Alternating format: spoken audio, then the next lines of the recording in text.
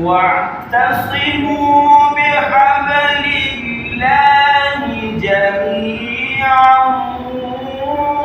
ولا تفرقوا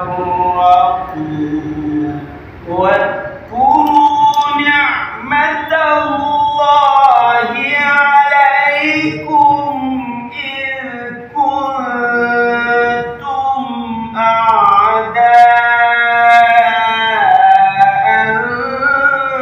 فألف بين قلوبكم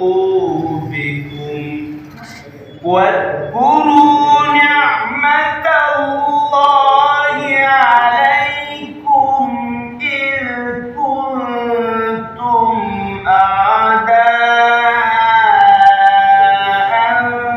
فألف بين قلوبكم فأصبحتم بنعمته إخوانا ما شاء الله.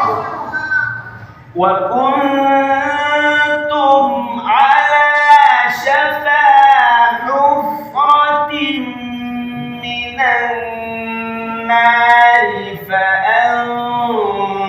فأنقذكم منها كذلك يبين الله لكم آياته لعلكم تهتدون